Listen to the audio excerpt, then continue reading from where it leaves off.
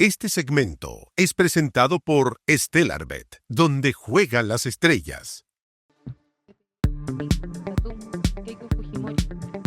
Las últimas encuestas autorizadas antes del silencio electoral en Perú posicionan a Keiko Fujimori como la principal favorita para avanzar a la segunda vuelta presidencial del próximo 12 de abril. Los sondeos de Datum, CPI e Ipsos coinciden en ubicarla en el primer lugar, mientras la disputa por el segundo cupo se concentra entre Carlos Álvarez y Rafael López Aliaga en un escenario marcado por la fragmentación del voto. El proceso electoral entra en su etapa decisiva bajo un contexto de alta volatilidad política e inquietud institucional. A ello se suma la advertencia internacional sobre el deterioro democrático en Perú, expuesta por Juanita Gobertús, ¿así se pronuncia, Camilo? ¿Sí? Gobertús.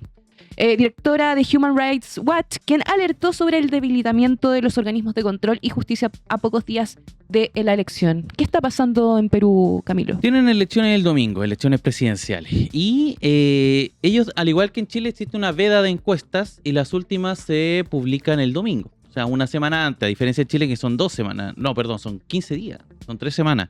Entonces, la ceguera que existe previa a una elección en Chile es muy alta en comparación a Perú. ¿Y qué es lo que dicen estas encuestas? Voy a partir por la Ipsos, que es la más llamativa de todas, porque finalmente dice, bueno, en general en todas está liderando Keiko. Keiko prácticamente es, pese a que marca solamente entre un 12 y un 15% en todas las encuestas, y que es un porcentaje bajo, o sea, acá nadie está marcando tampoco para la presidencial. Pensemos que Kast y Janet Jara estaban sobre el 20%, claro. eran figuras que más o menos se sabían que iban a pasar a segunda vuelta, pero con porcentajes más altos, el doble de lo que está marcando, por ejemplo, ahora Keiko Fujimori. Y, por ejemplo, en Ipsos ella lidera con 15, que es el porcentaje más alto que le da una encuesta a la candidata, la hija del otrora dictador de Perú, Alberto Fujimori. Y en segundo lugar, en lugar de Rafael López Aliaga, que es ese gordito peladito que vemos en la foto, y que es conocido popularmente en Perú y con cariño, y él también lo asume como tal, como Porky. Ah, él es Porky. Él es Porky. Ahí le puse cara. Está siendo superado y relegado a un tercer lugar por Carlos Álvarez. Carlos Álvarez, que es el hombre que aparece ahí al medio, y que es un imitador, es un comediante.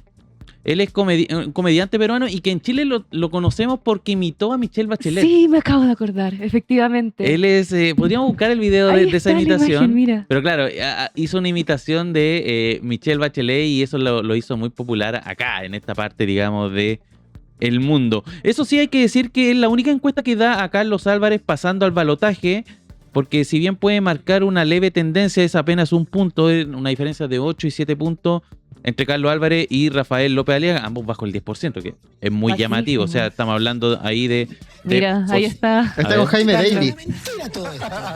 No tenemos nada que ver con el espía. Son ustedes los peruanos que son muy desconfiados. Pero el presidente Alan García ha dicho que ustedes nos espían porque nos envidian. Dice que nosotros lo envidiamos. ¿Pero qué le pasa, Alan? ¿Qué tiene? ¿Que nosotros te envidiamos? ¿Estás boludo? ¿Qué te pasa? ¿Estás boludo? ¿Que nosotros te envidiamos? Por favor. Por ejemplo, ustedes tienen a Chabuca Grande, nosotros tenemos a Violeta Parra. Ustedes tienen a César Vallejo, nosotros tenemos a Pablo Neruda. Ustedes tienen Machu Picchu, nosotros somos un gran país. No tenemos nada comparable con Machu Picchu. Bueno, Torres del Paine, ¿no? La isla de Pascua. Machu Picchu es una construcción humana. Ese es como y algo de esa magnitud en Chile no existe. No existe. Oye, quiero hacer un apunte respecto a por qué hay tanto candidato. Y es porque hubo un cambio en la ley electoral de Perú, donde ampliaron la posibilidad de que los partidos políticos se inscriban. Bajaron mucho como las barreras de entrada. Antes era como una cifra muy alta y se llegó a 20.000, una cifra que pueden manejar los partidos para inscribir candidaturas. Y no solo son elecciones presidenciales, son también elecciones parlamentarias. Y el número de candidatos que hay es una locura. Hay más de 1.000 postulando a escaños que creo que son menos que en Chile, son menos de 155. No me acuerdo la cifra exacta.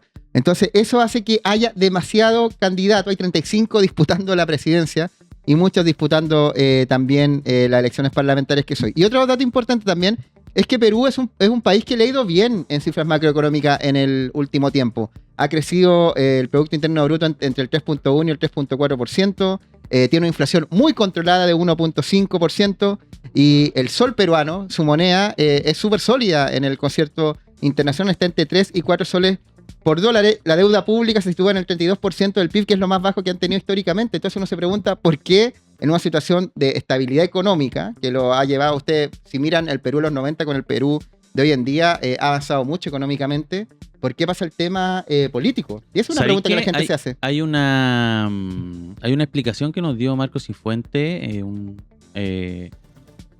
digamos, youtuber, es periodista peruano y todo, pero él es conocido porque tiene un canal de YouTube muy popular y que de hecho entrevistó estos días prácticamente todos los candidatos peruanos a la presidencia. Yo le vi su entrevista a Porky, que es una de las más vistas, y es muy entretenido y todo en su canal de YouTube, y él lo hace desde España. Entonces, es bien llamativo. Y ahí Marco Cifuentes nos explicaba esta dinámica que ocurre en Perú, que es que hay mucho de la economía que funciona en Perú es informal. Digamos, pasa por fuera del Estado. Por lo tanto, si hay desorden en el Estado, no afecta mucho la economía porque sigue andando la economía. Entonces, esa economía como informal que se da desde la minería, que por ejemplo Perú también es potencia mundial en esa materia, pasa mucho por, no sé si es el concepto correcto, pero como traficantes de minerales. Ya son como empresas más bien chicas, pequeñas, que lo que hacen es justamente realizar ese tipo de tráfico. También lo que nos llega un poco a Chile, harto, que es como los productos de segunda mano o más que de segunda mano, derechamente falsificados. En Lima, por ejemplo, hay una especie de Makes gigante donde se comercian este tipo de productos. Tacna es muy conocido también por este tipo de productos. Y lo otro es que también es bien conocido el tema de la comida, ¿ya? Entonces, es una economía que funciona bastante independiente y fuera del foco político estatal, podríamos decir. Y eso provoca esta situación. Me gustaría terminar, digamos, con las otras dos encuestas. La encuesta CPI, que por ejemplo ahí pone a Carlos Álvarez en tercer lugar detrás de Porky. Keiko Fujimori sigue primero, y por ahí en un cuarto lugar a Alfonso López Chau, que también se dice que tiene ciertas opciones. Recordemos que como son diferencias pequeñas de 1, 2 hasta 3 puntos porcentuales, en verdad pueden haber variaciones en la elección. Por ejemplo, la encuesta Datum arroja un resultado que en verdad muestra a Carlos Álvarez y a Porky en los dos primeros, como a la expectativa, o sea, una diferencia de 0,5 puntos detrás de Keiko Fujimori, y más atrás aparecen Jorge Nieto, Roberto Sánchez, Ricardo Belmont. Entonces a mí me impresiona al menos lo que dice la encuesta, y considerando que igual hay un 20% de indecisos que pueden dar, o sea, de ese 20% se va un candidato y se da vuelta totalmente la elección. Y vamos a estar a la expectativa de eso, pero da la impresión, al menos en la foto que nos dan esta encuesta a una semana de la elección del domingo, es que esto se va a definir entre Keiko Fujimori, Carlos Álvarez y Rafael López Aliaga, alias Porky.